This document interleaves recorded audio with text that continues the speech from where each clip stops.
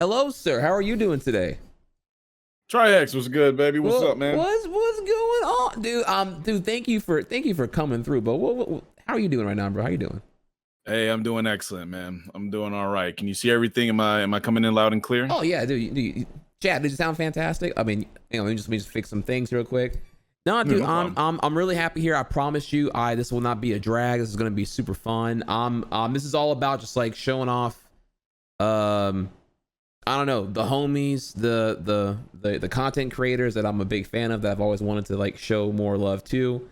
I feel like I was kind of on something in the very beginning here with that try hard marathon we did together last August, and I was like, man, if not now, then when? Like, That was a blast. That was yeah, honestly a blast. yeah, yeah. That's what's up, dude. Glad to hear it. I loved it. All right, let me Can you see me? Am I? I don't know if 10 I seconds. did this I'm right. cropping up I'm cropping it up. I'm popping it up. I'm dropping it up, Oh, okay. I and didn't know if I bam. did it right or not. I know you were there. Yo, all right, everyone. So I got MightyKeef in here. Also want to remind y'all again, MightyKeef with an F, not TH. I'm sorry about that. I got MightyKeef in the building right now, y'all. And I want to remind you again. I like this little trick I'm gonna do right now. During Black Experience, I will continue. We gotta stop now. Can't stop, won't stop, baby. Let's see if we can get to $30,000 total towards Ooh, BLM causes here. There's I like no that. shortage of additional things we can raise money towards here. So if anyone is feeling charitable, generous, motivated, all those beautiful, wonderful things here, feel free to chip in, dude. You can see the top here right now. The little banner thing will update in real time. Donations, I still didn't make the tracker. I'm sorry about that here. So donations, you can donate, exclamation mark donate. We'll go towards something. We'll figure out what it goes towards here at the end. But yeah, without further ado though, we are pressed on time, and I know we got a lot to cover here. So I'm not one here to take up too much of your time here, Mr. Keith.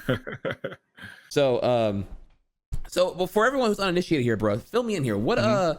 what are you about? Like when I tell people like, I know MightyKeef. What's my next sentence here? What you about? He is some crazy guy who does videos on YouTube.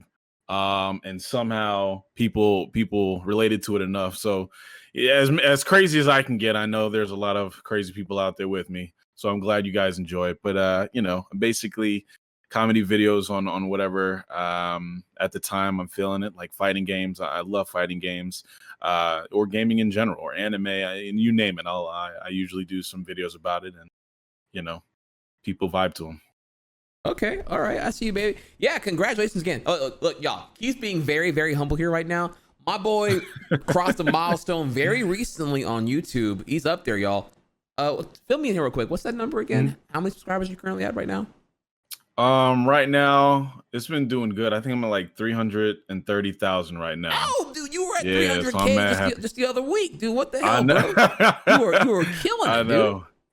I appreciate Oh, it, bro. wait, Yeah. real quick here. All right, give us some Uh-huh. context, right? Because if I hear 300K, I'm like, yeah, Mhm. that's really good. But fill Uh-huh. me in because it's always the beginning. It's like I feel like the first 100,000 subscribers.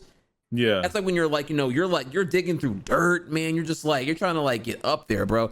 How Oh long to God, get to yes. 100K, and then how long to get to 200K, and then how long to get 300K? If you wouldn't mind telling us. There is a bit of a snowball effect. The bigger you get, like getting to that first 100K was so hard. Getting to the first 10K was incredibly hard, and then getting to that 100K was even harder.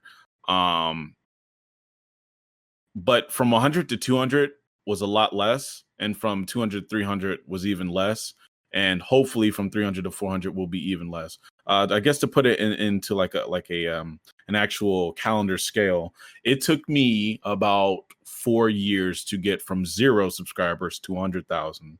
Mm-hmm. It then took me a year to get from 100,000 to 200,000, and then it took me 8 months to get from 200,000 to 300,000, and I just hit 300,000 about 2 weeks ago, and I'm close to halfway to 400,000. So, and that's what I like to tell people when they're starting out, because a lot of people who want to do YouTube or be content creators, they'll look at the numbers and be like, how am I going to go from here, and then get all the way to where I want to be? And people, you shouldn't look at it that way, because you're gonna rip your hair out. You know what I mean? It's such a staggering hill to climb. So I always say just take it each step at a time, because eventually that snowball will come in. But yeah, that's kind of how it is. Man, okay. I got, okay, man, there's some things I want to ask right now, okay? Because like the thing I really want to get to is like, so we're celebrating your milestone right now, and you did give a little bit of context into that initial like grit and grind against the 100K and all that. Yeah. Man, okay. So one question I have for you is like, help me humanize that more, because I feel like the entirety of the internet don't do a good enough job on that whole part here. When it comes to the brick wall, or like the creative stall points, or conquering the plateaus, do you feel like there was a point where between 100K to 400K where you were like stalled out? You're like, what's my identity? What does it mean to be MightyKeef? What does my content do that no one else's content does? Was there a point where you had that, or are you still like, or were you always in the flow and you just been in the flow the whole time? Oh God, yes. There was so many times where I was stalled, or I was just like, I'm just done. I can't do this anymore. Because like before I hit 100K, when I was mainly just doing kind of one I guess type of content, which was just Smash content, right? It was more on the line of like, I don't think I'm hitting the numbers I want. I don't think a lot of people are vibing to the stuff I'm doing. You know, maybe being a YouTuber is just too much of a far-fetched dream. And I would just kind of just, because it was a time where I would just plateau, and I was just like not getting the numbers I want. Everything was just really stagnant. So I was like, forget it. I'm just not going to be a YouTuber anymore. I'm just going to continue my job, which I was at the time working at a place called Fidelity Investments. It's a 401k firm. I went to school for business, and then I got into that after college. And I was just like, I'll just upload whatever, and that's about it. But as time progressed, I mean, when I started uploading just whatever, more people saw it, more people enjoyed it. And I was like, oh, and then those numbers started to get more and more and more. And that's how I guess I got over that plateau hurdle. It was just me kind of just being like, all right, I'm just going to have fun with it again. Because there was a point where I was doing it just to get to the goal, and I wasn't doing it anymore because I was having fun.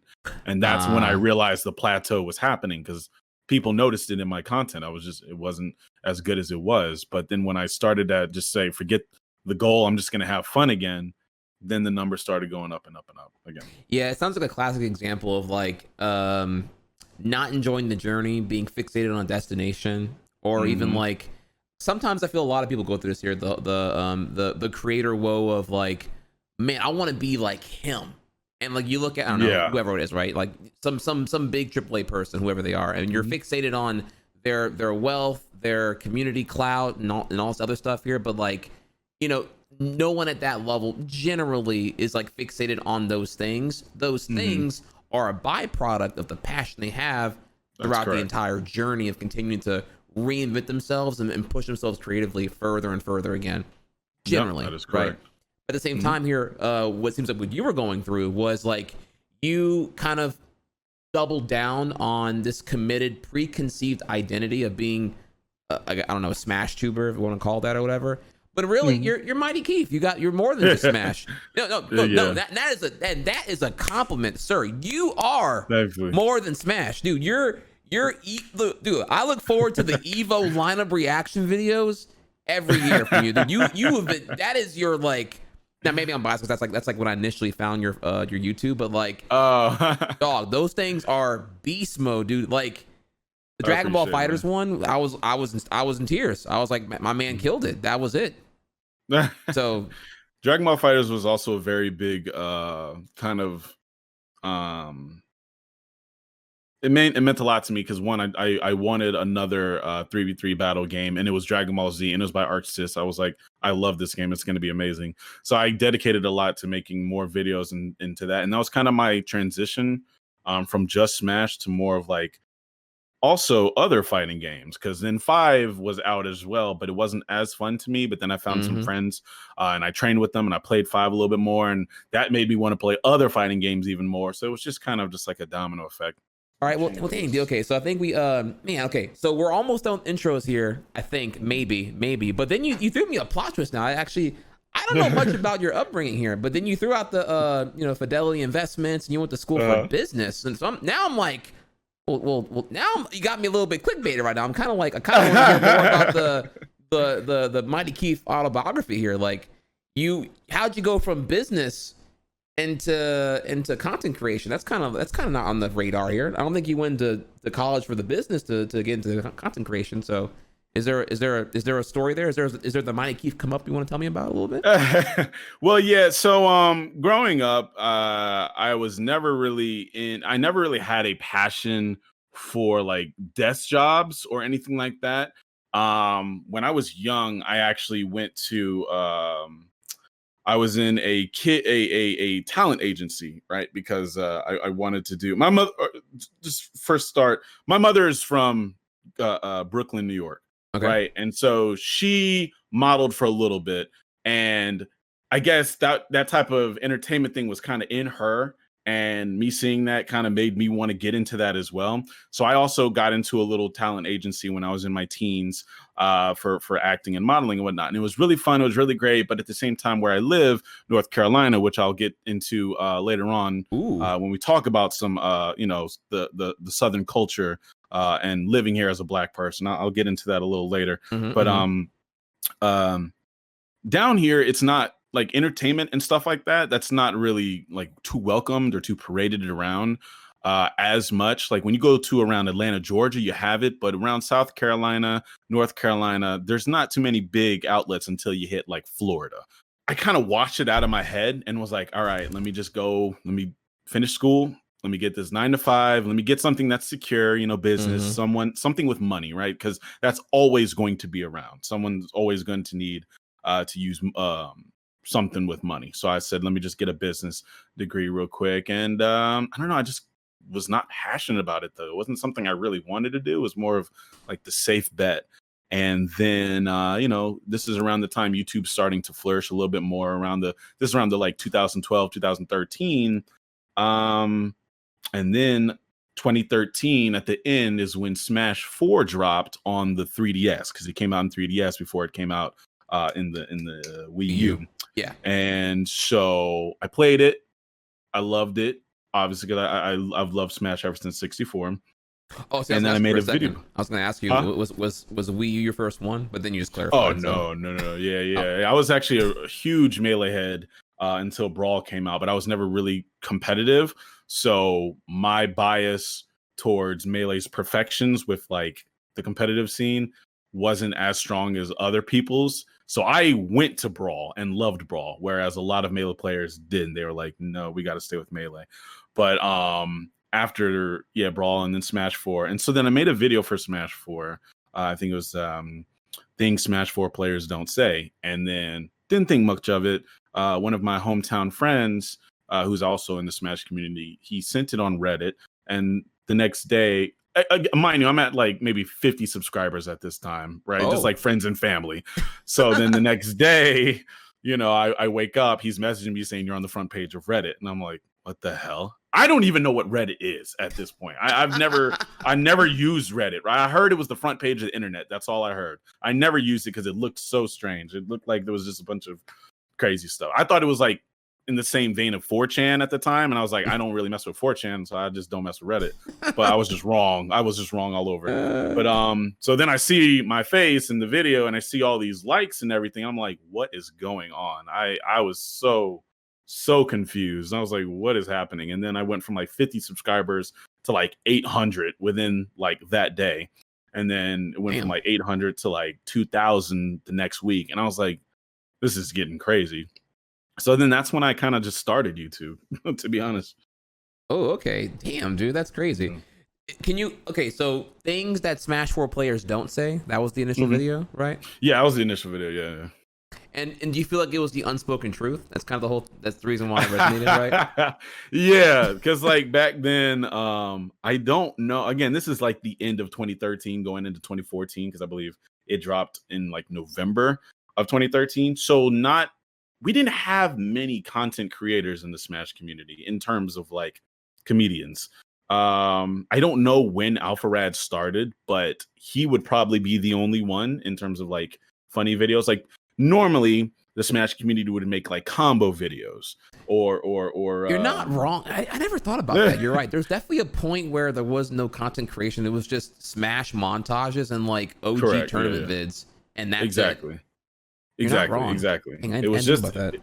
it was just like tournament vids and combo videos. And I think at some point someone shared a whole bunch of like salt compilations, and that did good. But no one really did any type of scripted content like Alpharad would do, or that or what I would do. So that's kind of like, I don't know, I guess how it started. Damn, dude. Okay. Yeah. Okay. Let's bring it back to a positive thing. On the end note here, it's all positive, but just like because you majored in business because you were going for the financial security, but you didn't have the passion for it. So you were feeling like what, remnants of burnout, if you will, right? Yeah, it was just like I was 22 maybe at the time. And I was just like, this is just so incredibly just not what I want to do. Like I after about a year there, I was like, this is just not what I want to do. And if I'm feeling like that a year in, I can't imagine what I'm going to feel like in 4 years, in 10 years. Like, is this really what I want to do for the next 60 years of my life? I mean, people retire at like 54, 55, but let's be honest, in our economy, not everyone can afford that. There's some people who work until they're 60. And I mean, let's say everything went well perfectly. Do I really want to stay at this job for another 40 years? Not at all. So here's what I'm getting at here. What's your advice? If you can go back in time and you tell younger you, even though I know hindsight's like, really, really annoying to deal with here, but like for everyone in chat right now, so I feel like there's a valuable lesson here about the whole like pursuing the passion versus pursuing the financial security, your mental health. Any morals, any lessons you've learned from that situation? Honestly, I would tell my older self not to give up as much as I did. And that's something I don't do. I don't give up as much as I used to, because when I was younger and things didn't work out, I would just be like, it's not for me, or it's just not working. I'd have such a pessimistic view or outlook on things, and it would shut down so many future doors or future opportunities that I could have potentially had. And I would not have known that if I didn't continue with YouTube and see the opportunities that are now given to me because I chose to actually continue with this journey. So, if I had just went and I don't know, just anything in life that you feel like maybe this is just too much for you, try to break it down. Like Trihex was alluding to earlier with the whole a wall, and I know Will Smith says it too, where it's like you don't want to build the whole thing. You want to start with just one brick, and that's kind of how you got to do it. You just start with one piece of it and see what you can do from there. I think that'd probably be the thing I tell my man. But I want abs, man. I'm trying to get abs in 3 weeks though, man. I'm going to the beach, man. They lifted the coronavirus thing. You know what I'm saying? Trying to give me a honey. You feel me? Like, yeah. I mean, well, abs in 3 weeks. I get all that. I get all that mindset, motive. Yada yada. I heard all that in the self-help books, dude. I'm trying to get abs in 3 weeks, bro. Like, hey. cut the filth, man. Cut the fluff. Give me the real talk here. Hey, if you need abs in 3 weeks, look, buddy. There's liposuction. There's plastic surgery. I don't know. Where there's a will, there is a way. You'll do it somehow. Hey, just give me the cheap pill, dude. Come on, bro. There you go. Yeah, there's a will. If there's a will, there's a way. But for most part, for the healthier, for the more optimal route, everything is gonna take patience. Okay. All right. So, on the radar right now, we have a couple of topics I want to dive into. My man dropped me the big one here. He said that he's in North Carolina, and I'm like, there's a lot here I want to get into about North Carolina, because I know a thing or two about the South, and I know I think I know what you want to talk about right there for sure. But before we get to that, before we get to North Carolina, before we get to, you know, black content creator, black YouTuber, black Twitch streamer, black IRL, I want to make sure everyone's on the same page, because now we know a little bit about you. We gotta flex who you are, and unlike other guests here, you got the poppin' YouTube channel right now. So throw me the you know what I'm saying, the video here. I asked you to prep me a video of choice here. What's the TV you have to show them, bro?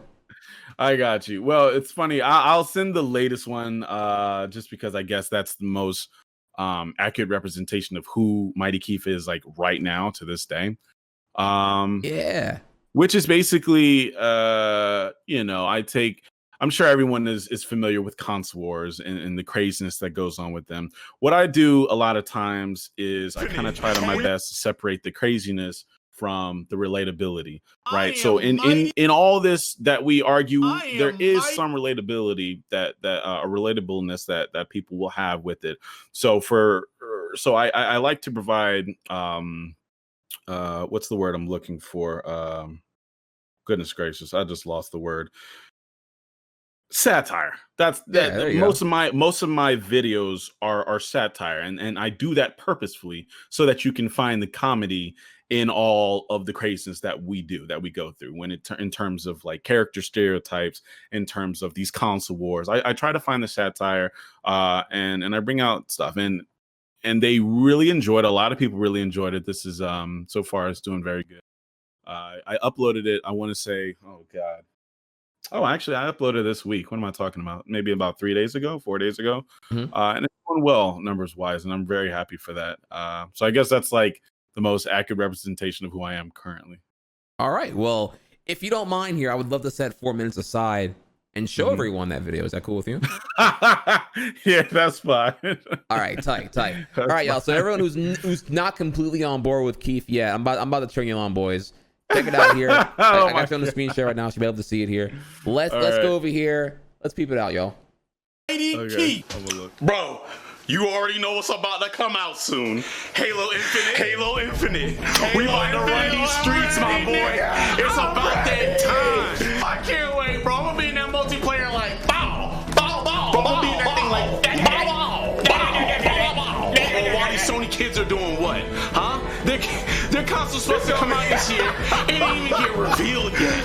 Come on, you know that thing right now.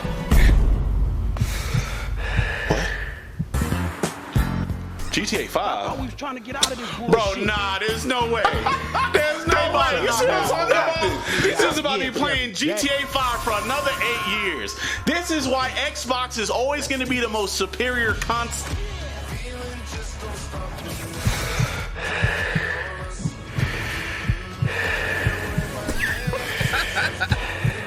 So, this is just Spider-Man. I mean, who cares? Think about it. Who wants to, bro? Imagine grown-ass men wanting to swing from building to building. I'm trying to play some Halo Infinite. I'm trying to play That's Halo. What I'm talking about. I'm trying to be in that. Who trying to play that? Who trying to play that? No one cares, bro.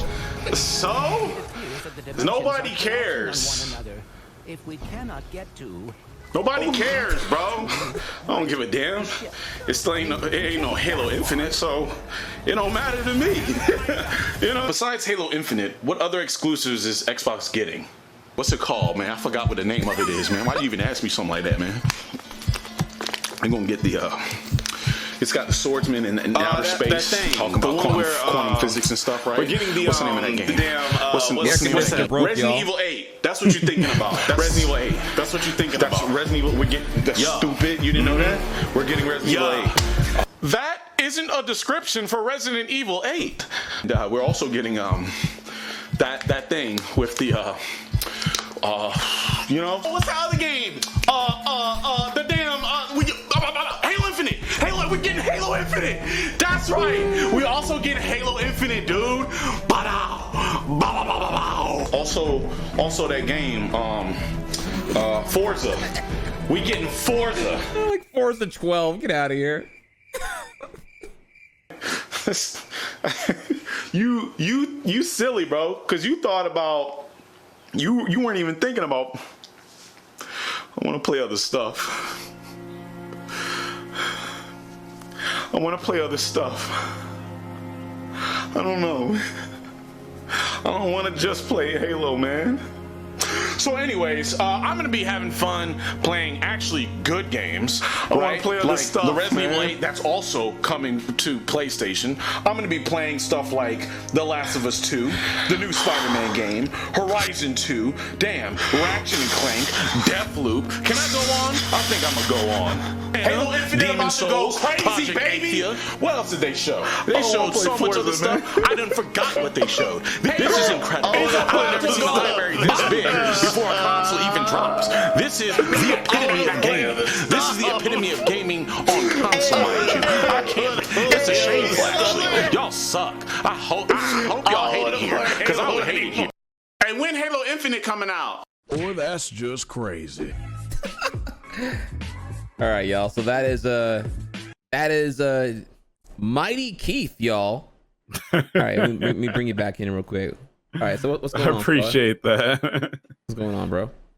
So, man, all right. So what I love here about that is like when you do the multiple personalities with your skits, typically it's like you're exposing how irrational and sometimes how illogical the fanboys can be, whether it be of certain game franchises or how shit ain't changed, dude. Console fanboys, I thought we were done with that in 2020.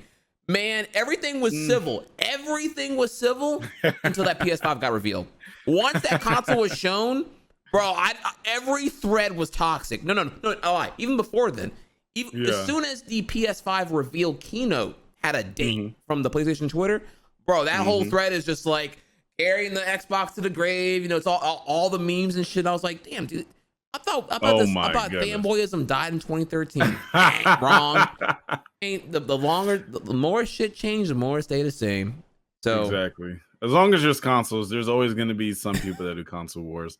But I mean, in my honest opinion, I don't care about it because I'm mainly PC anyway. I have not an Xbox, a PlayStation 4 because of the exclusives. My only reason of not getting an Xbox is because most of the games are on PC anyway. So it's like I don't have much of a reason to get Xbox. Though that is not me saying that you should not get an Xbox. I'm just saying for me personally, if y'all wanted my honest opinion, that's why I don't have one currently.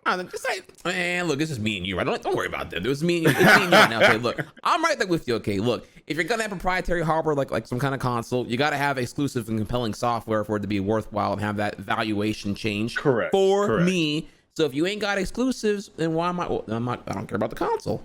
Correct. That's the whole thing there.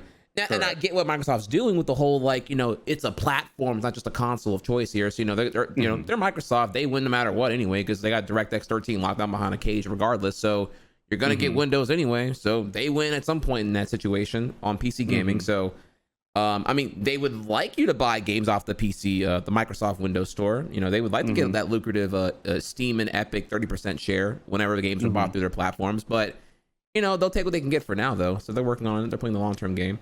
I ain't mad at them, but the Xbox hardware is not as compelling when there's no exclusives in that regard. So correct. We'll see where they go. We'll see where they go. So hopefully, I know Horizon is supposed to come into PC, which would be nice for the PC people. But I mean, that's almost a 3-4 year old game at this point. But I know a lot of people were very upset that it was coming over. I'm okay with it coming over because again, I played it 3 years ago. You know what I mean? It's like it's okay for it to come over now, I guess. Sony made it, bro. Yeah, I really thought we were done with that too. Like once Final Fantasy 13 came to Xbox, and then when Devil May Cry 4 came to Xbox, I thought, okay, let it go, dude. Like we're at that point now. Exclusivity is like truly done for the most part here, minus first party. So you gotta take what you can get here now. Like I can't see Kingdom Hearts coming over, but I didn't see Persona coming over either. But now apparently it came over. So you never know. Dude, things might happen. It was moving some units too. It was on top of the Steam charts whenever it debuted, right? Yep. So that let Atlas know y'all voted with your wallets, but y'all did the right thing. Your wallets did the talking, and that lets them know, oh man, weebs are on PC. Who would have knew? Yes. Who would have knew? Right? So maybe we'll see more of that. Would you be happy if more Persona games came to PC? I would rather them come to the Switch, simply because, again, I alrealready have them for PlayStation, so I don't need to get them again for PC. Okay. If it's a remastered, then, because more than likely, if it's on PC, I'm going to play with the controller anyway, because it's turn-based, right? It's not like something I need to really use my mouse and keyboard for. So it coming over to PC is nice if you've never played it before and you don't have a PlayStation, but I'd rather it come just all to Switch. I think that'd be perfect, but okay, they're not listening to me, man. Atlas won't listen to me. They're following wherever I don't know. They're following wherever the money is, I guess, here. So we'll see what happens in that regard. Yeah. So okay, since we just showed the skit here now, before we get to some of the other stuff here, on that note here, give me the breakdown here. Okay, so like, do you, as a content creator, whenever you're like scoping out the whole thing, this is more like me being kind of a fanboy right now. Do you do like a written script? Do you do an idea? Is there more improv than like specific scripting that goes involved in the production of your skits? Oh, I definitely write a script. I write a script for every video. I've always written a script, and sometimes I will improvise, because maybe in that very moment, as I'm acting out the scene, I'll think of something that's funnier than what I've written down, and I'll just go with that one. But I'll also do whatever I writ down on the script as well. So I'll take multiple takes just to see when I'm editing which one meshes with it the most. But yeah, for the most part, I just get up in the morning, try to get something to energize me. Whether I've been getting these little matcha teas things, but it's like little small cans, and they're like 0 calorie, but there's caffeine from the matcha or whatever, or from the tea part, whichever part it is. But it's really good. It's been really nice, and it's been getting me thinking a lot. I guess because the vitamin, I think it's like all the vitamin Bs or anything in there. All of them, but B1 yeah, all the vitamin Bs. But and then I'll write the script. I'll act it out, and then there will be times though that I do improvise for sure. Okay. Do you find that what takes more time for you? Is it like getting the right take when acting it out, or is it all labbing up in Premiere Pro when you're doing the editing, or is it kind of like both? The editing is definitely the part that I guess it depends on the video, because sometimes if it's like a heavy dialogue one with like just one shot, like I could potentially talk for like 30 seconds and get my point across, and that's it. But then and then when I edit that, it's not going to take too long because it's one shot. But then there are other videos where that 30 seconds actually takes me like an hour to edit, because I'm doing 30 seconds of one person talking. Doing 10 seconds of one person talking, 5 seconds of another person talking, then like 5 more seconds of someone talking at a different angle, and then blah, blah, blah, blah, blah, blah. You know what I mean? So the editing could take longer. It just really depends on the video. But on average, I would say the editing probably takes longer than the recording. Yeah, for sure. Yeah, I gotta give you that too. Here's the thing about it, right? When you do the multi impersonations in one video, I think the hardest part that goes the most unappreciated is that when you do it well, everyone's convinced of multi-person presence. You have the off-screen dialogue, off-screen implied presence. You got the continuity of conversation, but you have like a linear camera the whole time on one person at a time. That when you do it well, no one notices, right? Yeah, that's the goal. I hope that's just to make everybody. Because at the end of the day, it is just kind of me in my room talking to myself. But I'm trying. The way I try to deliver it is to make sure that y'all are convinced that these are different personalities. These are different people having conversations about relevant topics, or about topics that are relatable to you. So it may not be relevant to everyone, but relevant to you, or that's why you click on it at least. Gotcha. Yeah, man. No, dude, you're killing it. And just for the whole wrap up here, can we give me some insight here on that last video, the one right here. What are the total hours took to get that video out? Like, because someone in chat's asking here, because now they're a little bit intrigued here. Your Xbox players felt video. That's like 1 week of effort. That's 3 days. That's 5,000 hours on Adobe Premiere Pro. No. So right now, because I've used Adobe Premiere Pro for so long, editing has gotten a lot better. But let's say I'll think of a script. For this script, it didn't take too long because PS5 just got revealed, and I basically took my emotions and put it on paper, and like how I would understand if like an Xbox player realized, oh no, I don't get to play Spider-Man. Oh no, I don't get to play Horizon. Oh no, I don't get to play these indie games like Kena and Project Athia or whatever it's called again. Well, Project Athia I think is by Square, not indie, but etc.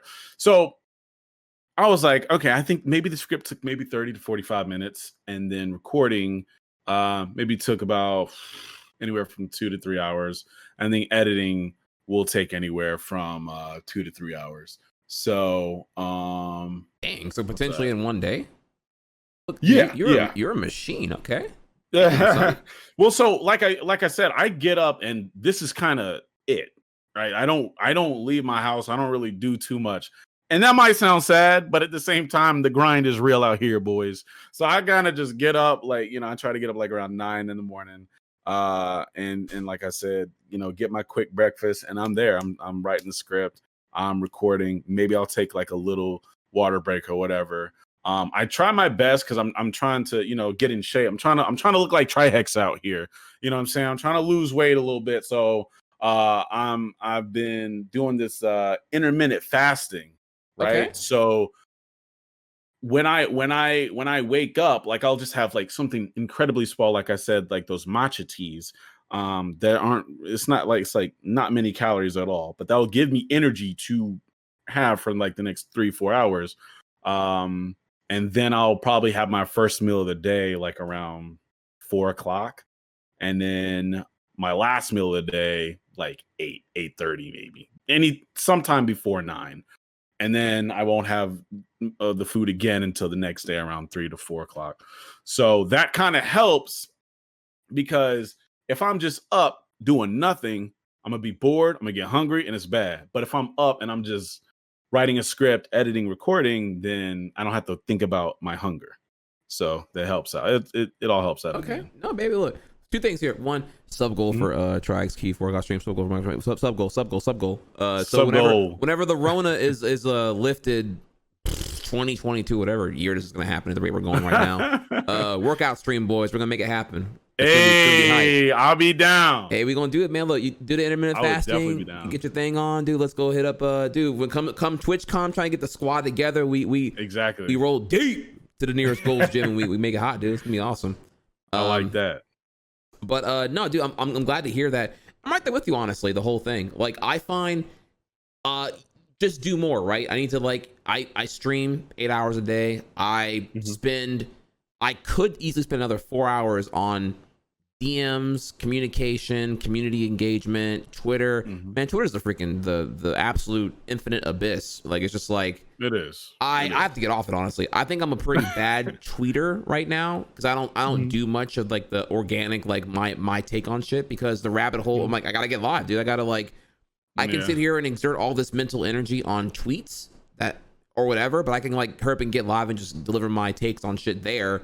Correct. And then if I have extra time and extra effort, then I'll go on Twitter. So right now, I used to try to always have monthly goals on like climbing my Twitter account further and further and make it to like a game and all that. But I'm like, nah, dude, this whatever. Dude. I'm somewhere right now. 100K would be cool. Whatever. It's an arbitrary nice number, but like, I need to focus, because I used to get drained. I used to be on Twitter for like 4 hours a day. It'd be stupid. Like, for what? Yeah. For what, dude? It's so mentally taxing. Twitter is a gift and a curse, because you can get a lot of work done and a lot of exposure on Twitter, but at the same time, Twitter is just a terrible place for your mentality sometimes. Oh my goodness. Yeah.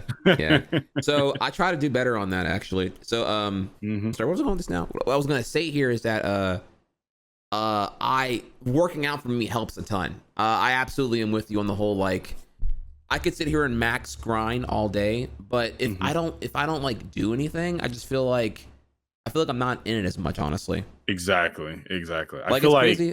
Mhm. Go ahead. I'm sorry. No, you were right. You were if someday the days that I don't like work on something, I'm just feel so like, what am I doing? Why am I shouldn't, I need You're to in be, the I feel like I motions. need to be doing something. Yeah. Yeah. I feel that because like uh if things get too repetitive, I end up being on autopilot, and that's kind of what I felt like you were saying, kind of describing a little bit too. If you're like too into like the preconceived notion of that you're this one thing and you got to do more of this one thing, you feel like you're ultimately going to be on autopilot at some point, and it's not good. Like I did that, I was like, today I'm doing Mario Maker because it's what gets me the most views, so I got to do Mario Maker, so I got to do Mario Maker, so I keep doing Mario Maker. And then it's like, what's the goal here? It's routine, it's disposable, it's ultimately irrelevant. So now I'm doing a lot more, and I feel way more fulfillment because of that. So it feels really good. So that's good. Good stuff, man. Good stuff. Okay. Well, I think we've derailed into the oblivion here a lot here. Let's get to this. Let's talk about. Let's see here. We got. Let's see here, Mr. MightyKeef. We got here. What's it like being a black content creator, a black Twitch streamer, YouTuber, gamer, IRL? Which of these topics here intrigues you the most, if any? Like, is there any untold things you want to get off your chest concerning being a content creator? For the most part, in terms of being a black content creator, and I really like what's it called? Marquez Brownlee. Have you seen his recent video about his black experience? Yep. Big fan of it. I think it's a very, very welcoming video, and it's a very good way to articulate a lot of the black people that live kind of in this kind of space, like with gaming culture, or being like kind of the only black guy in the room type areas. And for the most part, as a content creator, I haven't had too many obstacles myself, simply because I haven't worked with many people. Like, I've really only done stuff with myself, with you, and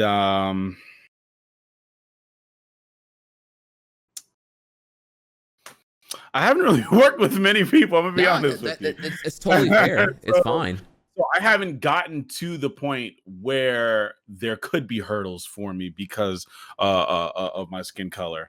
Have I heard stories of bigger YouTubers who have tried to do things or had opportunities taken away from them because of possible, racial profiling, racial bias? Yes, it is a ton. But my experience as a content creator has different, simply because I have not entered that realm yet. I haven't really. Oh, you young in the game, boy.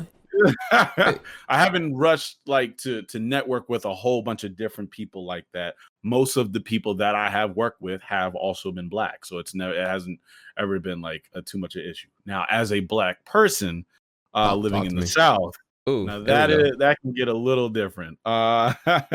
So just for clarification, my whole family, including me, was born in New York. I was born in Queens, New York, in the 90s, and I grew up in the 90s, and the NYPD have had a huge history of racially profiling a lot of people of color, and it was never a good thing. You hear stories on the news about who's getting arrested, who's getting beat up, who's this and that and that. And that's kind of just been like a sad reality, but we also equipped it with a running joke in the black community of like police brutality. Police will beat you the darker you are, right? That's just been a running joke, but it's told off of some truth. So that was like my life and my understanding of the police and racial profiling while in the North. Coming to the South, So it's a lot harsher because it's a lot more prevalent. Because the Confederacy, North Carolina was part of the Confederacy. South Carolina, Georgia, all that. They were the ones that wanted to keep people slaves. All right. And I think what people don't understand is that wasn't like super long ago, where Black people were free. So a lot of parents and grandparents lived during times of segregation, and segregation in North Carolina was like super, super heavy.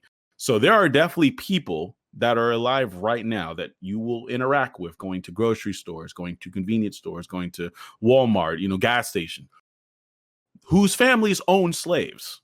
That's just how it is. Their families own slaves.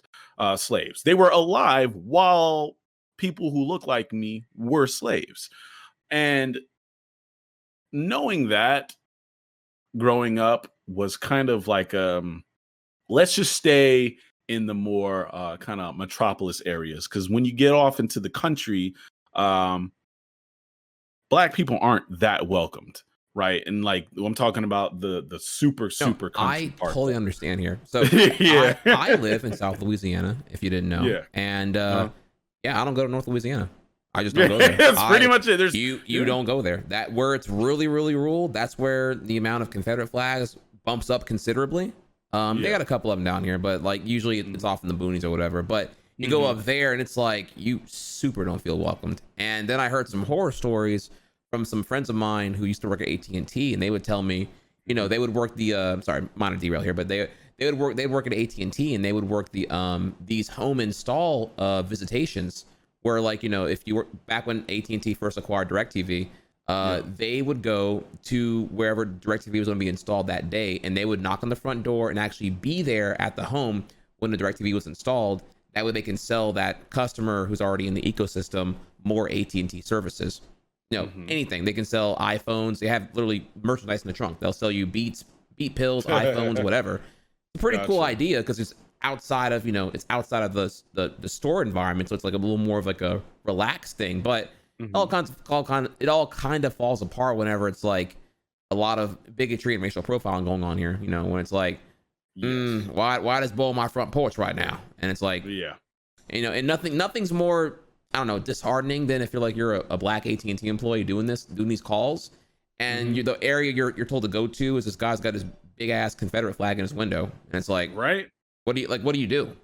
Exactly. Like, what do you actually do? You literally tell them, sorry, man, I can't, like, I'm not going to go there. I'm not going to knock. I don't want to die. Like, literally. Like, so I'm just going to, like, mark absent and then just, like, move on. And they would do that. And most of those people, for anyone listening, you got to understand, these guys, they all pretty much own guns. I don't know many Confederate people or Southern people that don't, like Southern country people that don't own guns. So the reality of you stepping on their property as a Black man and getting shot is very, very likely, because in the South, there's a lot of crazy ways white people can get away with shooting Black people and being completely fine. But that goes crazy. One story I wanted to talk about was my grandmother. There was a time when I was around, maybe I was like 16. My grandmother, we were worried about her. There was a cancer scare. Thankfully, it never ended up being cancer, but there was a long time, there was like maybe 8 months where we thought she was having cancer, and she had to go routine visits to the hospital. And I remember it got to the point where the pills and the treatments got her so incredibly weak because she couldn't eat too much stuff, that I would have to help her up when she would go to the bathroom. Like if she had to squat, I'd have to, help her up because her legs were so feeble. She would walk around in a cane, and when we went outside, she would walk in a stroller. One night, this is of course before I had a car, I was at my friend's house, who was maybe about 2 miles away, I want to say, so I would just walk there. This is when I was in much better shape, by the way. And so, I'd walk there, and then it was really late one night. And I got a call from my mom saying that my grandmother, is basically, stuck. Like she couldn't get up, from the bathroom. And so I ran home. Right. And this is 9:30, 10 p.m. at night, right? This was like a Friday night, and usually on Friday nights, I go out and hang out later than normal. But I came home, tried to come home early, and I'm over here running. It's dark. I'm running through the neighborhoods and whatnot. And so I run on the street to get to my neighborhood. So my friend's neighborhood's like over here 2 miles away, and this is my neighborhood. While I'm in the middle of the street, well, not middle, excuse me. I'm on the side, obviously. But while I am running down that way, a cop turns on his light, and he looks at me and he says, why are you running? What are you in a hurry for? Now, at the time, I didn't know too much about like how bad they were, because I have never been stopped by police before, right? So I didn't really take too much offense of it at the time. But in hindsight, and I'll get to you, it was definitely racial profiling. Basically, he stopped me. He asked where I was running for. I said, my grandmother is stuck on the toilet, and basically she cannot get up, and I have to rush home to help her out. And so he puts me in the back of the car. No arrest or anything like that, but he basically puts me in the car, and he drives me over to the house. But it was kind of after he flashes light on me to kind of go up and down to see exactly who I was, measuring who I was and whatnot. Before he said, okay, get into the car. And then I went, he drove me to my grandmother's house. And at that point I was like, hey, okay, cool. Thank you. Goodbye, et cetera, et cetera. But he decided to get out of the car, and then he flashed his light. He kind of went and did like a 360 around my grandmother's entire house, which was odd. At that point, though, again, I'm 16. I'm not thinking too much of it. The only thing I'm thinking about is my grandmother. But in hindsight, I was like, this is probably not something he would normally do if I was not black. So then after he goes around, does the little 360, I'm helping my grandmother up. I'm already in the house, right? I'm helping my grandmother up. He comes into the house then, without knocking or anything. He just comes into the house, right? And starts looking around the area. And again, I'm like, cool, police officer, he's helping us out, et cetera, et cetera. And so my grandmother's kind of worried because she has no idea what's going on. This is before I even had a good cell phone. I think I still had like a flip phone at this point, right? So some my communications or something. Yeah, there was no texting, there was no nothing. My grandmother had a home line, so my grandmother didn't even know where I was. She just when I got there, I helped her out, and then she goes into the living room with me, and she sees a police officer in her house as he's like kind of paroling the front room. Right. And so she's kind of like, what are you doing in here? What's happening? She's thinking I'm in trouble. Right. And then he says, nothing, ma'am, just making sure is everything all right. I'm glad you're all right. And leaves. Now, that's odd behavior. It doesn't sound like something that would happen on a normal case, but it happened back then. But yeah, in hindsight, that was definitely like some racial profiling that was happening. And stuff like that would just periodically happen growing up in the South that you didn't really pay attention to back then. But as you go on now, you kind of do. I remember not even too long ago, maybe a year ago, right? Me and my mother, we used to do a thing where there's this thing called Parade of Homes. And what they do is they allow people to come check out these multi-million-dollar houses. Like $1 to $5 million houses. And in the South, that's a huge house. I don't know if you're in California, New York, or wherever, where that might not be that big of a house, but in the South, $1 million house is a huge house. And so we would always go there because we love to kind of, it would be kind of like motivation, be like, hey, maybe one day we'll be in here. It's just a little family bonding thing we do together. So one day I decided to just, as I'm driving, right, to get something to eat, I pass a neighborhood with these multi-million-dollar houses, right? And I'm just like, why don't I go in here? Why don't I drive through the neighborhood just to see these houses, because I haven't seen these before. So I would drive in there, and again, this is kind of like right off the strip of the road. So it's not like I had to invest too much time. It was a quick, like, let me go ahead 2 minutes and then circle around out. I remember getting to the top of the hill for one kind of cul-de-sac, right? I was going to take a little U-ey in the cul-de-sac and just exit out. A old white couple was passing me, right? So I'm going forward. They're going, kind of behind me. They're passing me, and I see both of them eyeing me slowly and then slow their vehicle down. By the time I'm on the top of the hill where the cul-de-sac is, I see in my back mirror that they have come to a complete stop in the middle of the road. There's no stop sign. There is no other cars. It's just them stopped in the middle of the road. And I'm like, I have a feeling they think I'm probably up to no good. So I'm going to just test this theory. Maybe I'm wrong. Maybe I should have more faith. Oh, okay. Right. So, so I said, all right. So what I'm going to do is, instead of exiting like I was going to do, I'm going to go around the cul-de-sac and then go into this like little intersection. Right. And then I'm going to make another circle around and then come out to where I was going to exit. I want to see if they're still there, because maybe, they were just talking to each other and they had to sit down, or maybe they stopped because they saw something in the road that I didn't see. Right.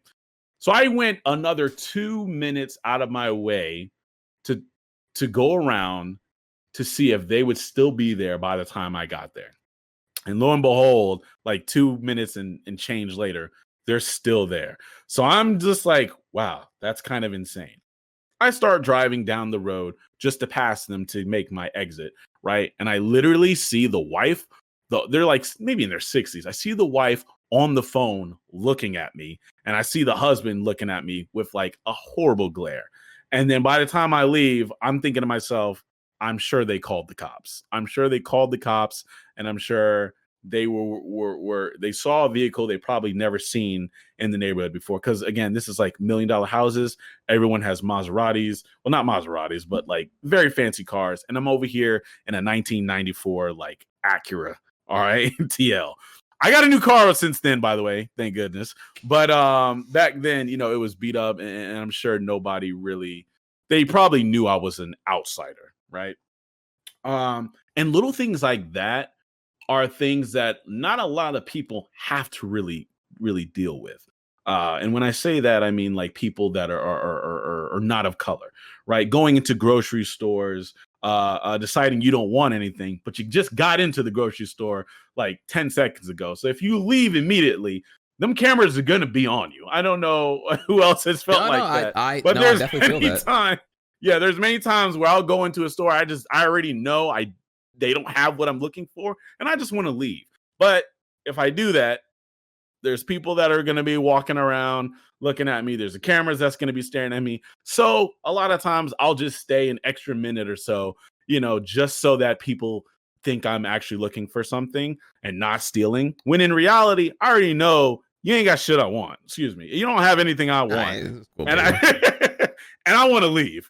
So it's just these little inconveniences that happen really for no reason other than just bigotry. And that sucks. But well, man, that's just how life is, man. Well, thanks for those stories there. I definitely can feel that. I've told a story before about being profiled while jogging in a white neighborhood, essentially. And it didn't go very well, but I was so like dumbfounded by the fact that I even got cops called on me while wearing like a Sailor Moon tank top of all things. Like I like super non-threatening, but it hit me because I didn't have my wallet on me. I was like, oh shit, I don't have my wallet on me. This is actually this could go really bad when it's like, where's your identification? It's like, well, dude, I'm jogging, so I wouldn't carry a wallet right now because I'm jogging. Like you can see the headphones, the jog shorts, the tank top. I'm jogging. Exactly. But yeah, I'll spare you that story because I already told it before here. But yeah, no, I definitely feel that. While we're on the topic here of North Carolina, though, I saw here this actually fate have it here now. I got a poll here. In North Carolina, Trump's still up over Biden currently.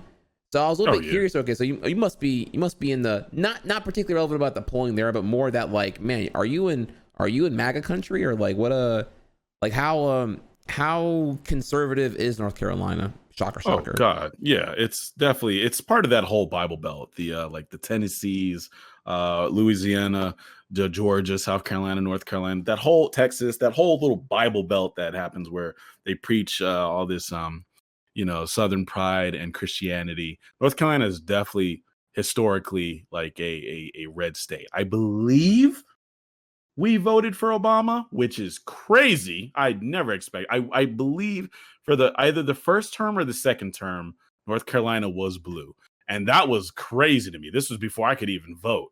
Right, there was like a year before I could even vote, I think. But that is one of the few times North Carolina was blue. Ever since then, though, it was red. I believe it was red also during George Bush's run. Yeah, I'm not surprised. I'm not surprised at all that it would do that. Yeah. Like I said, as a kid, this is stuff that they tell us, but you never see it in practice yourself. Even if it's happening to you, because your mind is just so like, it's not. It hasn't expanded to the point of realizing, oh man, this stuff is actually happening to me personally. It kind of just feels like that's just how it is normally.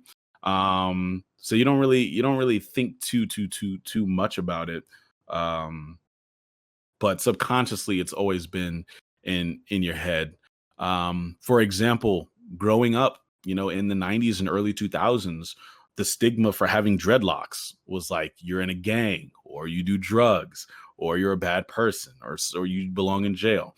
A lot of people would look at you wrong if you were a black guy with dreadlocks. And that was a big reason why I didn't want to change my hair when I was a kid. I always wanted it just like a short, brush cut like you would normally see with a lot of black people would have. Recently though, I was able to get dreadlocks. I was gonna say, dude, you got the line looking fresh right now, dude. You got, bro. I am scuffed, dude. I need to go, dude. I got the Corona cut right now, bro. I need to bro. This is like. And I got like a pube bush on my face right now. It's so out of control. I need to I want to go so bad, but I'm like, oh, that's all right. That's all right. Ooh, we are bleeding on time now officially, but it's all good though. Yeah, I want to go to your bar. You line looking hot, dude. You got the yeah, he helped me, man. He fixed me up, bro. Ooh, yeah, man. They opened up the barbers here, so I mean, I guess I can at least take advantage of that. But you still have to have like a mask and everything while you're getting cut, for precautionary stuff. Gotcha. But just small stuff like that, like a culturally African hairstyle, like me and other black kids would be afraid to have growing up, because we didn't want that stigma from police officers, like the racial profiling, like, oh, well, he's in the dreads, he must be in a gang. Let's see what he's doing. Or like that profile from the teachers, or anything like that. We didn't want that. We wanted to look as socially acceptable as white America would give us. And we would do that subconsciously. Right. I can't speak for every black person, but that was a big thing for me as well. I never not wanted to be black. I've always been proud of being black and having black skin and whatnot. I was always on the mindset of like, why are people like this? It wasn't never like, why was I made black? It was more of like, why are people ignorant? But that's the type of stuff like that would happen. I know it's not just the South, but it's very heavy in the South because this is the Confederacy land. The Confederacy is still it's literally in the culture. It's like the racism and that bigotry. It's usually a learned behavior, and it's like it is. Mm-hmm. It's like, damn. Minor story here. I actually would love to hear your insight on this one here. So, I grew up in Orlando, Florida, right? Mm-hmm. Rich, diverse, multicultural, yada yada. And I wanted to whenever my parents divorced and I moved from Florida to Louisiana at the age of like 11, I started going to middle school and high school in Louisiana, and it's crazy how night and day it was, because once I went to school in Louisiana, there were 4 groups: black girls, black guys, white girls, white guys. It was like self-governed. Like no one told them to do that. That's just what the 4 big groups became. And it was like so jarring to me. They weren't united by like interest or anything other. It was race. It was like, hey, you black, you with us, bro. What's up? and it was like, I was in jail. Honestly, I was like, wow, this is like, what must happen in the home? What must happen with the parenting? What must happen with like the social conditioning for this to be the subconscious end result of how people are like divided in our schools? That's crazy. Because it wasn't a thing in Florida. Florida was just, it was, you know, wild. Do whatever you want to do. Yeah, it's a melting pot. Yeah, big old melting pot. But then you come to the South, or like a little more rural, I suppose. Here it was like, damn. So I'm wondering here, my little short story aside here, I'm wondering like, what was high school like in North Carolina for you? Or were you in North Carolina by high school, or like? Yeah, I was. My high school was actually, which is crazy, my high school was predominantly black, and I had just came from a middle school that was predominantly white.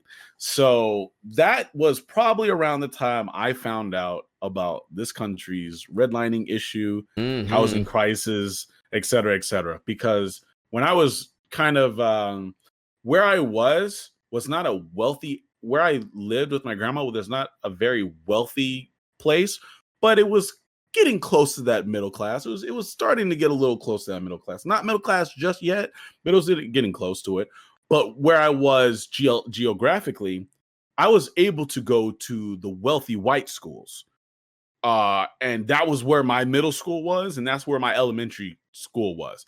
And that's where I learned the words of like token black and whatnot, because I would probably I'd in a classroom of maybe 22 kids, maybe.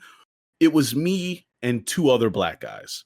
That's pretty much it. And like maybe 1 or 2 black women. So that's like 5 black people and like what's my math? 17 white people. So it was very heavy in the white section. So going from that, right, because I was in, and they would teach you, of course, you know, the schools would be top of the line in education, top of the line in sports, you know, when we were in the middle school, top of the line in most stuff. And then transitioning over to high school, where my school was located in more of a poorer town. It was advertised as a magnet school, and back then, if you went to a magnet school, it looked better on your resume, yada yada yada yada, for college, and that's how they would sell you on going to these schools.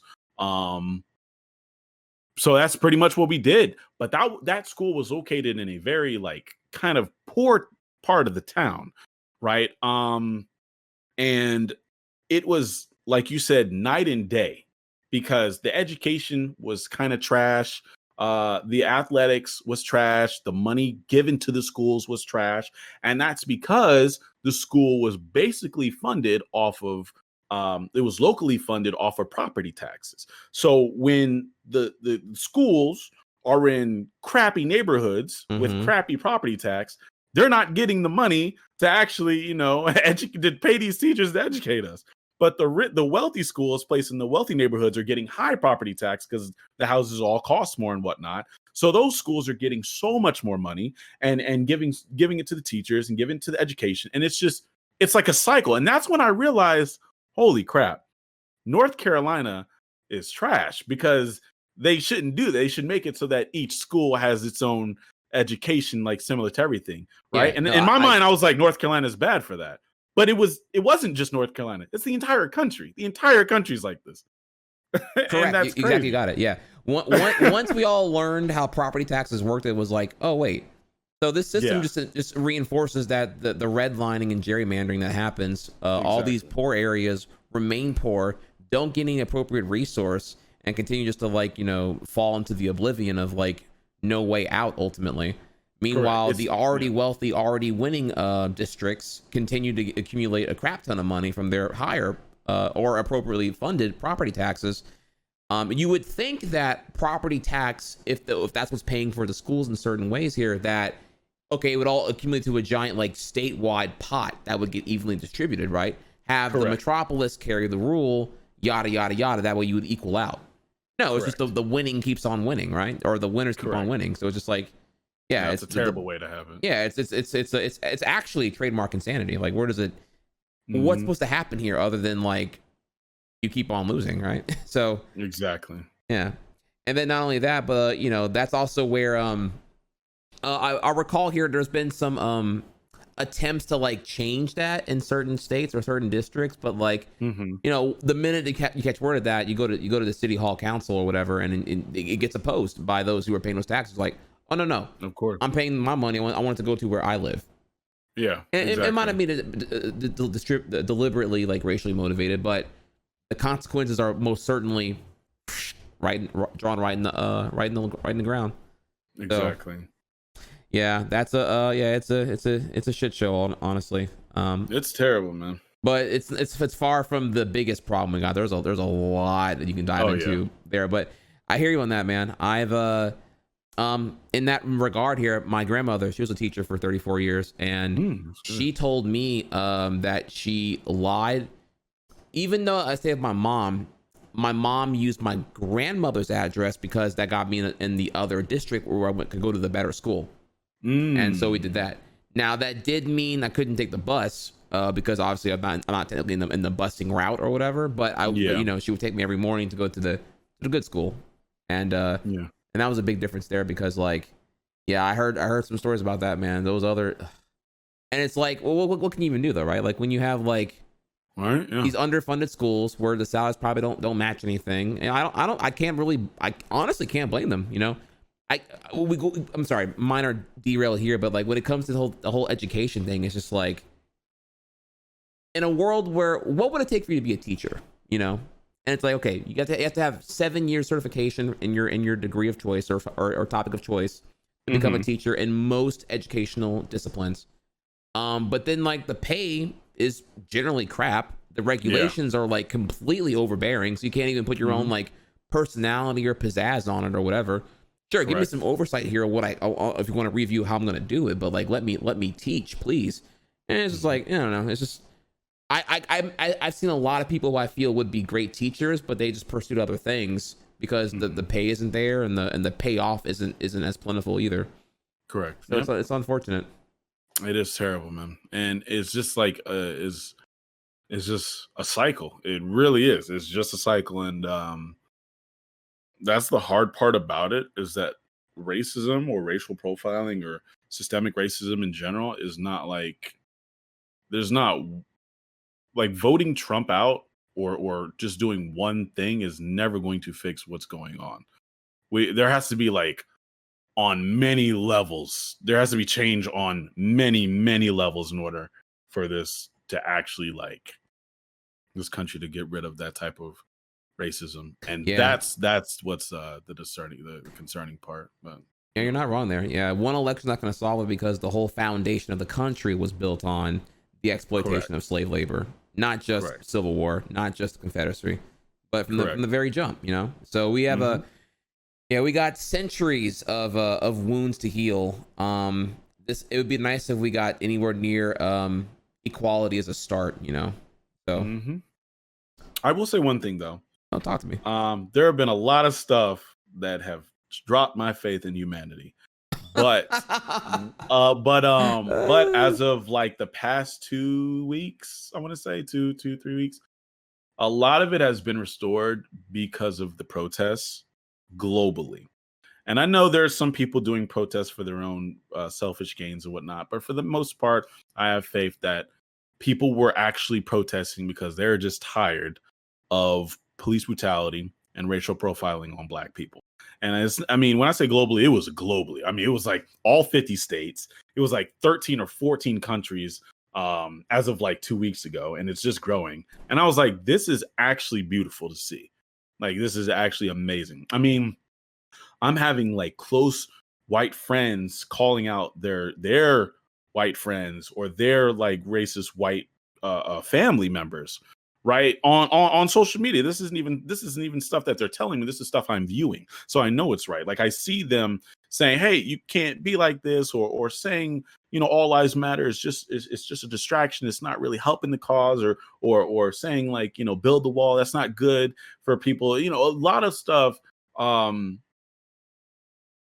that it seems like they're genuinely like just sick of Black people getting killed for just being Black.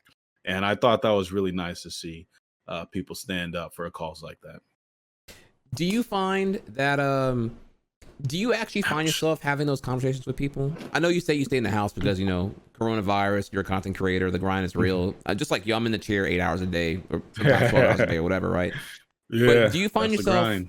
do you ever find yourself like able to have that conversation? Because I want to be real before you tell me the answer, because I don't want to put you on the spot and make you feel uncomfortable about it. But like, Oh, no, not at all. for me in Louisiana, it's like, I don't have that conversation with people. I feel, you said losing faith in humanity. That's kind of how I feel. I feel I can use my platform on Twitch, on YouTube, on Twitter, whatever, more effectively to reach those who are willing to listen. But the amount of effort it would take to engage with, like, I don't know, one MAGA hat out here in Louisiana, or one ALM person who's going to, all lives matter whenever it's, you know, we're talking about particularly about, you know, police brutality, BLM, etc.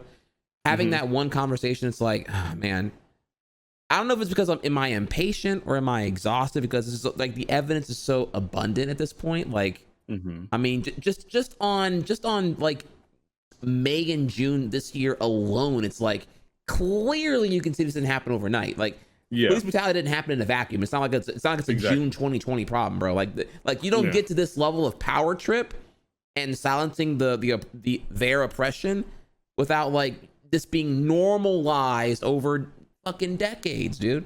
So I'm wondering here, do you talk to anyone in North Carolina, or do you just kind of like keep your eyes on Twitter and go from there? So I think the reason why you and most Black people have kind of tried just in real life to just stray away from it is just the futility of it. Excuse me. It just feels like no matter what we say, they're not going to change their ways. If somebody was raised a certain way to believe, you know, their image of Black, if someone has the image of Black people and has had that image for 18, 25, 26, 30, 40, 50 years, me, a Black person, going to tell them that their entire idea of what they perceive as a Black person, telling them it being wrong, they're not going to listen to me. There's nothing I could do that is going to change their mind. And so it just feels futile. So in real life, it's just more of a whatever.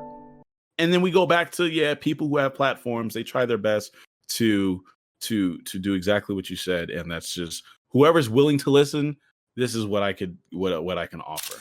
Also, in real life, people, like in the area I'm in right now, I'm not in a rural area. I'm in like a metropolis kind of area. So it's not, people are racist, but they try to keep it on the hush hush. You know what I mean? Yeah. Like they won't walk around with all lives matter stuff and stuff like that. Confederate flags in my area aren't as prevalent. That's only like when you go into the country parts that we stay out of those. We stay away from that. Let them know we do stay out of that, by the way. Do not feel welcome there. Yeah, no, definitely, man. It's not a good feeling at all, because you already know people just staring at you, and it's just not a good feeling. But they're more quiet when it comes to that stuff, to the point like when I go to the grocery store, I don't hear someone scream all lives matter, or I don't see someone wearing something like that. I'll see some stuff, sometimes I'll see Confederate flags and stuff like that, but I would never go over and be like, hey, the Confederate flag you're wearing, it is very disrespectful. Let me let you know why the heritage you're proud of was based off of slave exploitation, slavery, racism. It is inherently not a good thing, and I wouldn't go and just walk out of my way to do that, because at the end of the day, I like that person isn't going to hear me. That person's going to not. Changing someone's core beliefs. It would take like a 2-hour conversation minimum, and you have to.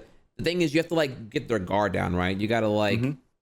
Because the whole thing here, again, this is like the real thing I feel here. Why is it so hard to get that change to happen whenever you like, whenever it's so obvious to most people, or some people, right?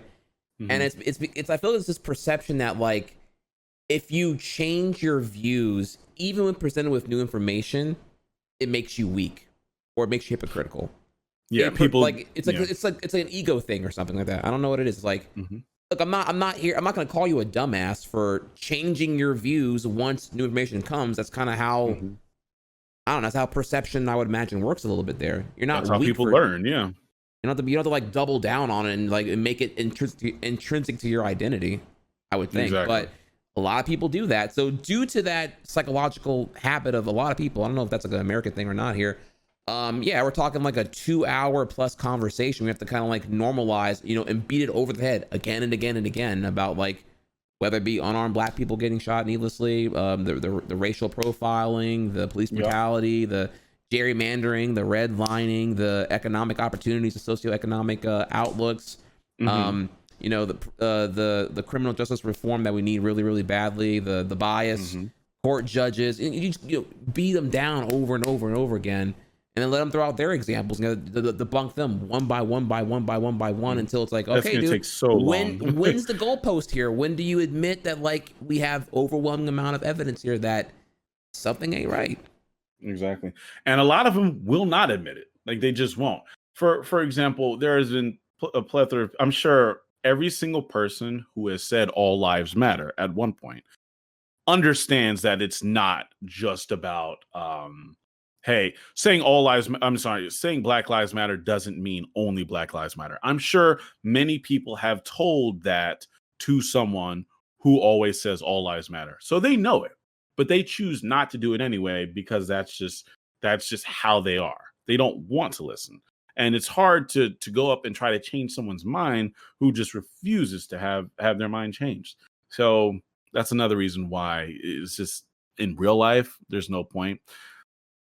I honestly don't even try to do it on social media anymore. I just say what I have to say. And like you said, for the people who are willing to listen. Big facts here. Look, you and me, I learned this a long time ago. I was like, you know what, dude? I'm just going to fire off this tweet that I got in the drafts. Fuck it. And I don't even go to the mentions for about 12 hours. That's the hot right there. I don't know if you do the same or not here. Just like he said 12 hours. Just fire off, and I'll come back to this. I'll come back to that tomorrow, dude. I ain't even worry about that right now. Let this thing marinate for a little bit. I'll come back to it. You hop in the fray if you got a hot take. You throw it out there. You'll check the mentions a little bit later on. I'm very very bad with that. Your way is much better. When I'll say something, if I feel like it's political, I will probably wait about an hour to go and look back.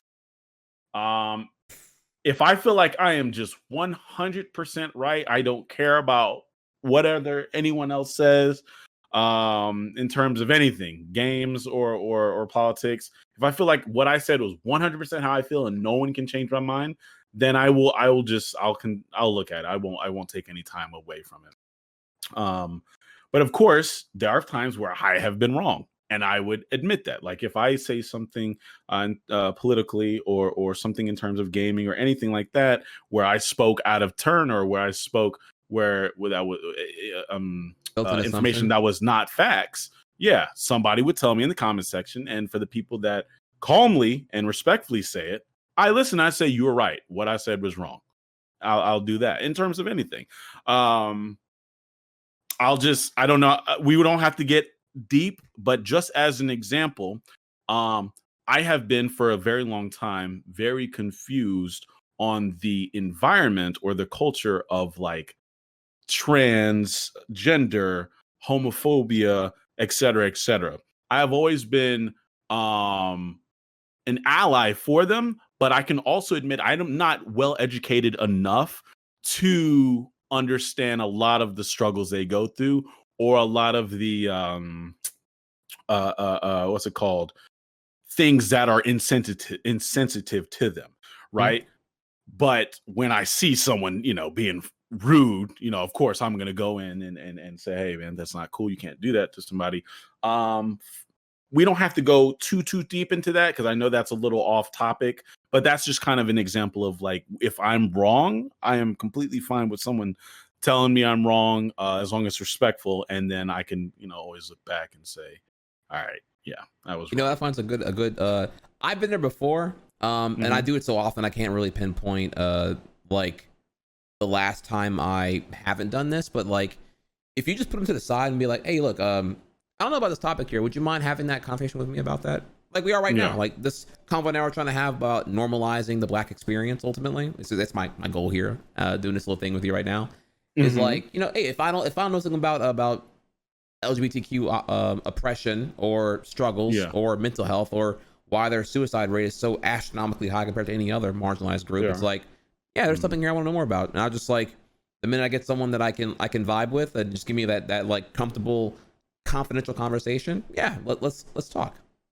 I've done that quite a few times, honestly, to get better on that, because I too don't have any I mean, even just, I would say I don't have any specifically LGBTQ friends like deep right now, but I'm also a content creator, so like my social window is like completely consumed by my community. So it's like I have to like, you know, I got a lot of them. I got a lot of the, you know, dad's got his kids. I gotta tend to them all the time here. So exactly. You want to make it so that the environment is good for everybody. Exactly. It should be.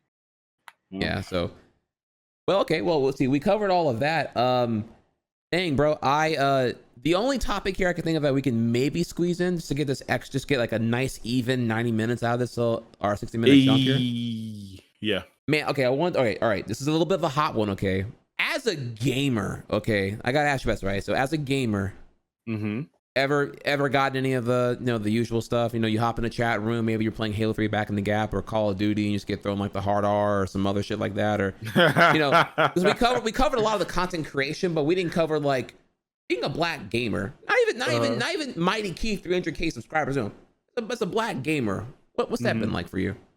Oh yeah, that just comes with the territory. Sadly, it's so sad. Obvious. It's unspoken. Is that what it is? It's sad that I have to say that, but that just comes with the territory. Even if you are not Black, I've had Puerto Rican friends tell me they've been called the N-word by white people just like for sneezing. Oh, you sound like you sneeze like an N-word. You know, like just a bunch of stupid stuff. Like no matter if you are white. I mean, I'm sorry. If you're Black on any type of multiplayer back in the day, even now, honestly, but like the Xbox lobbies, for like Halo or anything, man, those words just fly. But it also kind of made it kind of diluted the effect of it. Like, there's a lot of times where I'll get called the N-word and not even get angry because I'm like, it doesn't even honestly impact me the way I think you want it to impact me. Because I'm like, so I don't even want to say accustomed because that sounds so bad, but it's kind of true. It's like we've heard it so much that it's just like it doesn't hurt anymore. It doesn't. That's how it does for me. When it gets thrown at me, I'm just like, well, I know I'm not what you think I am. I know in your head you think of some like, you know, blackface, you know, baboon lipped. Exactly. Comical nose looking, you know, I'm the one with the ugly features, even though it's just I'm human, you know, you're human too, whatever. Yeah, I don't relate to that. That attempt to like bring me down is like you couldn't think of anything substantive, so all you had was like how I look, which I didn't, or the race I am, which I have no control over, and neither did you, by the way. But but due to some like in your head some genetic lottery that makes you better than me, and because you can't get my attention in a positive manner. Asshole in chat, you had to throw out that way you can get my attention somehow, some way. That way you can control the situation. No, I'm not gonna even enable that. I'm not even gonna enable that. You're shallow, you're pathetic, and you're irrelevant. Exactly. And so by not giving them the attention they want or desire, again, including the outrage, or you know, the outrage they want so badly here because they're thinking they're controlling you like a puppet on a string. You know, I said it, ha ha ha. Now he's gonna react mad because he's Black, ha ha ha. No, like, you know, they're a fish and your reaction is giving that fish water. When you starve them, gills, they're out of water. They can't breathe. Exactly. And they suffocate. That's it. So I very much relate to what you're saying right now with that. You can call it a custom.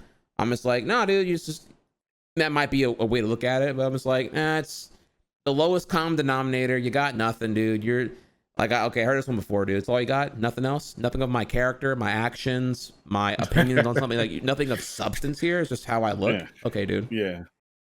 Yeah, it's definitely just a go-to for people that don't really have anything else to say. And oh my god, especially if like somebody's losing an argument. I've had so many people back in the day like who would lose an argument about any topic. It doesn't even not even have to do with politics, anything, right?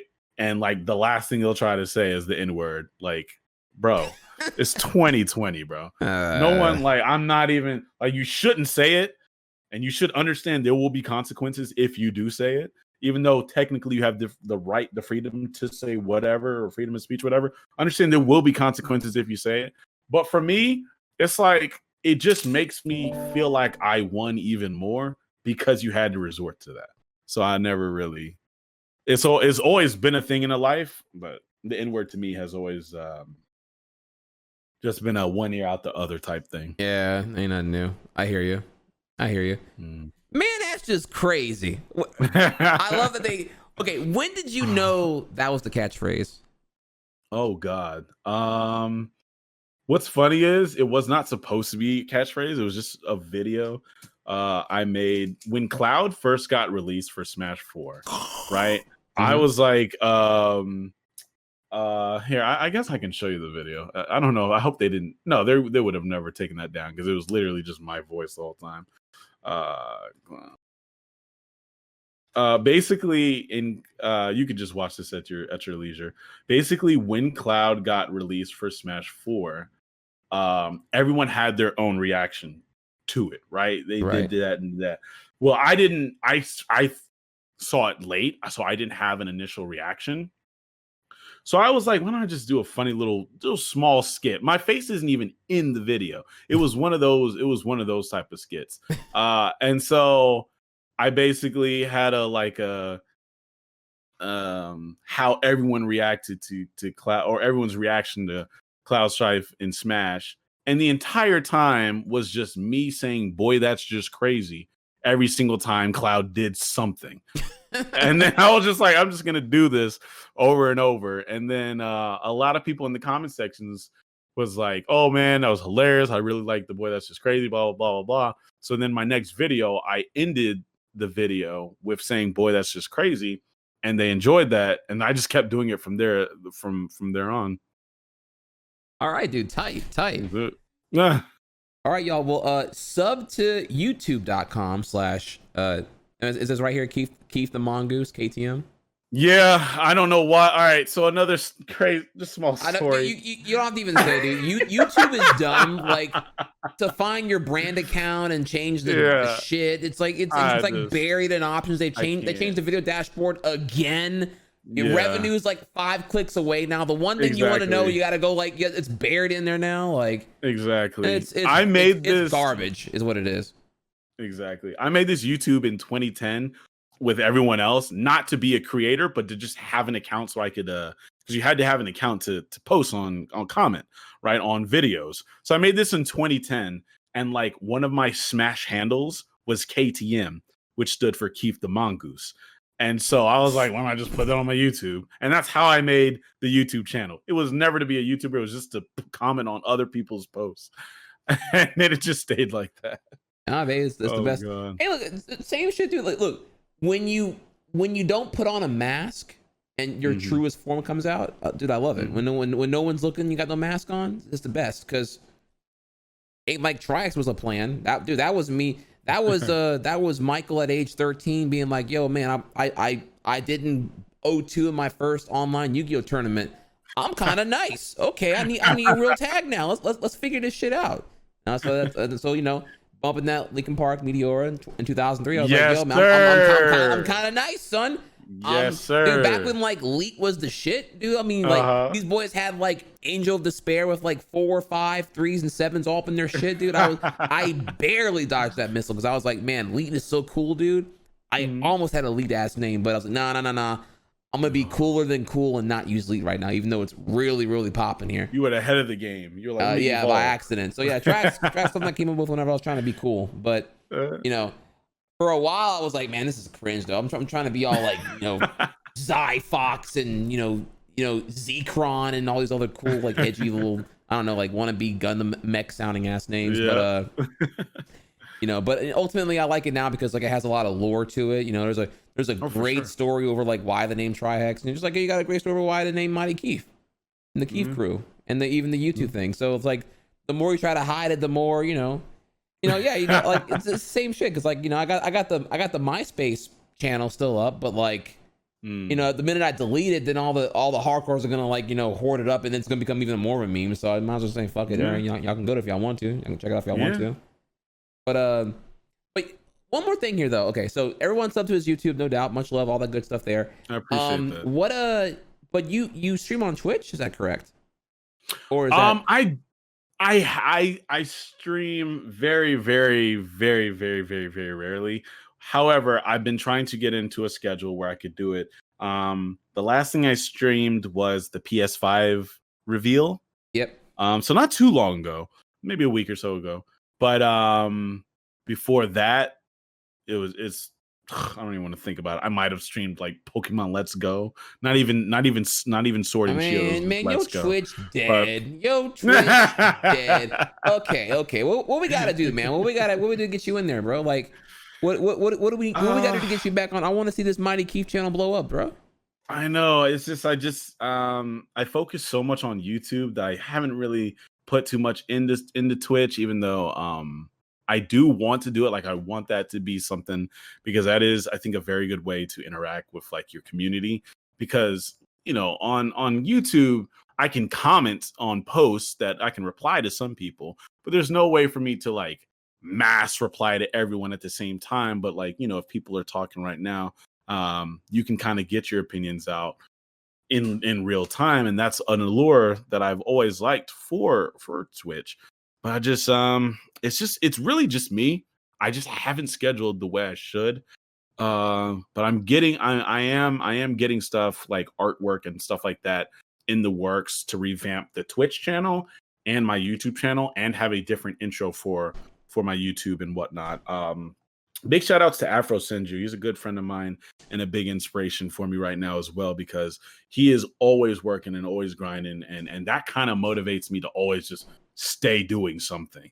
You know what I mean? So that's kind of why I said I'm gonna pick this back up. I'm gonna pick it back up. Okay. Sure. Well, look, not to backseat you here, but I would think that if you just did something completely innocent, you don't even think about it as putting on another show. 'Cause I feel like sometimes maybe you're viewing it like Twitch is, I gotta put effort on Twitch, I gotta put effort on YouTube. There's no time for me to like decompress.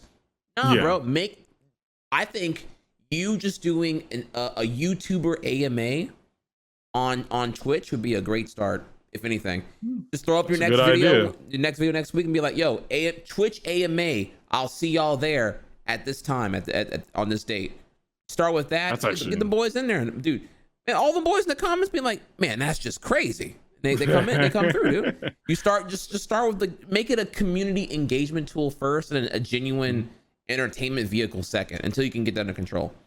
Which also then I'm always game to hear more, because I'm just like you. I F- on time management, bro. I'm trying to walk the dog, work out, not skip gym, stream on time, 8-hour stream, get done, check Discord DMs, bump Discord, tell the kids good night, kiss my homies good night, you know, Discord ping here, there, Twitter DMs, tweet some shit out. You know, every day now is a news thing. Got new Pokemon Snap, talk about that. Cyberpunk delay, talk about that. Crash Bandicoot 4, talk about that. Skate, talk about, like, it's like every day is like 30 hours of shit somehow in a 24-hour day. So I hear you on that, dude. It's like, that's the perfect way to describe it, actually. I'm like up to here, dude. Just like, oh my God, bro. So yeah. But yeah, much love, man. Thank you again. Thank you for coming through, bro. I think anytime. we're at a nice stopping point here. Any last words? Anytime, bro. No, hey, guys, you guys have supported BLM, you supported Trihex, you supported me, and I can't thank you guys enough. I really appreciate that. Trihex is doing an amazing job with this initiative he's been doing. I know D1 and was on the last one. I know I believe you're also going to have some more people on this one as well. Yeah. And you know, the Trihex, I don't know if you're going to continue it. Was that the plan, or is that shy? I didn't know. I was like, you know what, dude? I'm gonna do something because the whole thing was like, all right, I don't have enough. I want to prep something sick and awesome that's like Trihex tier, but like, you know, really like show something distinctive. Like what's the unspoken word about BLM as a movement? And I felt like normalizing the Black experience was like the combo nobody was having. Sure, there's all this mass suppression, but let's talk about like let's normalize that conversation about like what's intrinsic to being Black in the ecosystem of gaming and Twitch and content creation, the things I'm familiar with here. So, you know, I'm playing my lane to the best of my ability and not repeating the same things everyone else is already doing here. Not that it isn't important. So it was like, let's just do it and see what happens here. So I wanted to get everyone from the Tryhard Marathon over, and we were going to do our thing. But obviously everything ran long, and then I apologized for that 2 weeks ago. And then my grandmother had a complication with her health. That happened. Sorry about that as well here. Right. But where we are now, she's doing okay now, though, right? She is doing good now. Yeah, she's currently stabilizing. Her kidneys are doing better, and we're taking a day at a time. But yeah, it's going to be only a complication from dehydration, which means that nursing home is kind of sus because they she apparently they're supposed to take care of that, right? Yeah, they're supposed to, but a couple of the staff members there were tested positive for COVID, so they're super shorthanded, and they're banning visitors. So because of COVID, so it's like, what can I do? I don't really know, but I'm gonna deal with that later on whenever she's like stabilized health wise and then discharged from the hospital. Before she goes back there, I'm gonna like put my foot down and be like, all right, look, y'all fucked up here, so y'all better like, we need more accountability because, you know what I'm saying, we got a life in the line right now. So exactly, yeah. But no, it's gonna go well though. I found that this template works well, and the one thing I think is true to myself here is that like, BLM isn't a trend. BLM, until things get better here, we need to normalize what's going on here. And I think being part of that conversation and continuing to spread that awareness will help reinforce all the time here. You know, I'm Black all the time, so BLM is always trending for me. So let's bring it back in here. So yeah, I'm hoping right now I'm doing the homies, but I'm hoping to expand out here and make this if possible, see if we can make it a weekly conversation. We'll see. So definitely, bro. And I'm all for it. I'm all about this, bro. So I'll help spread the knowledge of this for sure. Thanks, bro. Thanks, man. Thank you. And thanks for having me, man. You guys are amazing. Seriously. Tight. It's been fun. All right, bro. Well, look, do your thing. I will see you next time, my brother. All right, man. Take care. Peace. Peace.